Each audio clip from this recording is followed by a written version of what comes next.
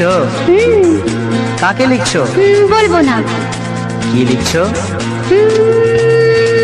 লিখেছি আমার মনের কবিতা, আহা, মনে জমা যত গোপন কথা। বলো কি?